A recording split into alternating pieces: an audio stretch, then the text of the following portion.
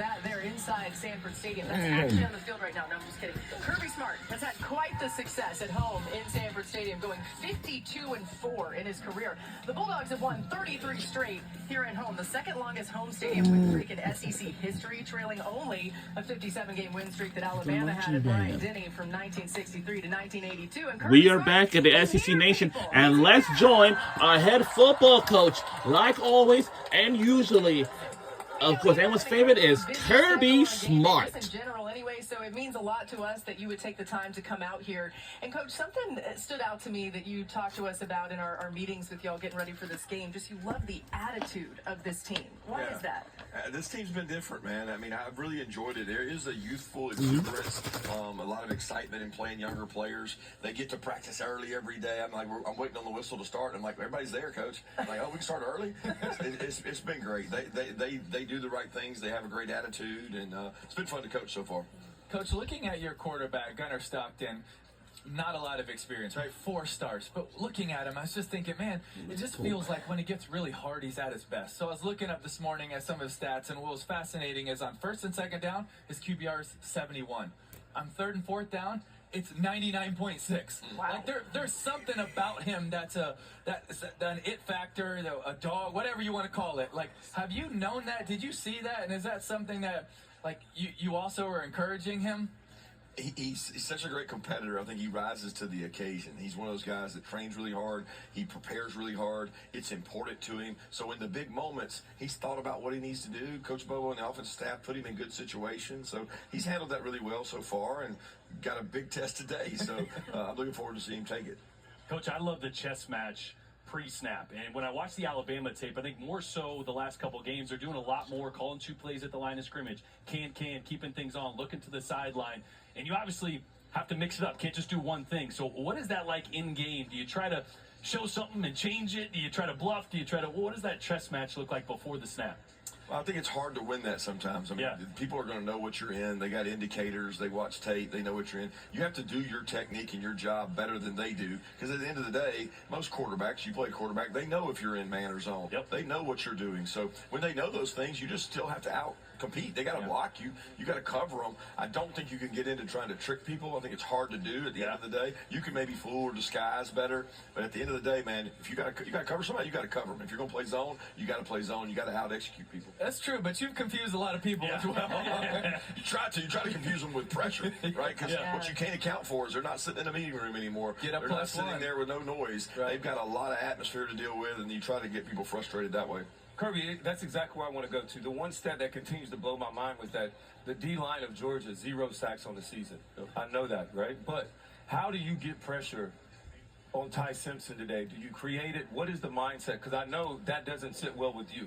So how do we change that narrative today? Well, first, you get opportunities. We haven't had a ton of opportunities, so we don't dismiss that in our stats, because when you sometimes have 50 snaps and you don't play guys the whole game. We've had one game where we had an opportunity and we did not do a good job getting pressure against Tennessee. So the first thing is you got to put them in situations that you can pass rush, right? Third and long. If you get people in third and long, you're going to get pressure. You're going to get sacks, because it's hard to perform on that down and distance. If you don't get them to third down, then you don't. But certainly we think it's important today to create havoc, confusion, and that doesn't always mean blitz and pressure. You got to do different things to create problems for the quarterback. Coach, this crowd is ready for the game early in the morning. I'm really curious. They need to pace themselves. I don't know if they've been pacing themselves. As you go through the day, you look so cool and calm. I know you're not when kickoff. How do you pace yourself through a long day, getting ready for night? It's important. I mean, I talk about it all the time. There's mental and physical exhaustion. People can be mentally exhausted from this day if you're not careful. We had 2 or 3 leaders last night stand up and say, here's what I do during the day. Okay, I've got a 2-3 hour window. I take a nap. I review my notes. I sit down. I give myself some phone time. Okay, look, these guys are going to be on the phone. But you can only do it for so long that you don't exhaust yourself. And having a plan for that's the hard part for the home team, because the road team is usually either traveling or at the hotel. They got a little more downtime. But when you get to the stadium, the advantage goes back to the crowd noise with the home team. Coach, there's a few things that y'all did in the second half against Tennessee that I really loved. And it started by getting a few of the X factors going. Zachariah Branch, for example, in a sweep that he's able to catch and take to the house, even though there's an unblocked guy. Gunnar Stockton on a QB sweep on a 3rd and 4. The play actions off of that. There were some unique things that y'all did later in the game. Is that something that you're going to try to do earlier in this game? As you look up top on the screen, there's an unblocked defender. I don't care because Zach Branch is really good. He's explosive. Now he's going to make this guy miss. And now, yeah, sorry, you ain't catching that. That is a fast, explosive. Got to get him touches, right? Got to get him touches. And then I love this. This motion, you're going to actually leave one of these guys unblocked on the backside, but that's okay. Gunner's a good athlete. In a crucial down and distance, a 3rd and 4, a massive pickup to be able to keep that drive alive. And then I love this. We're going to also use Zachariah as a decoy to be able to give the illusion of another screen and go.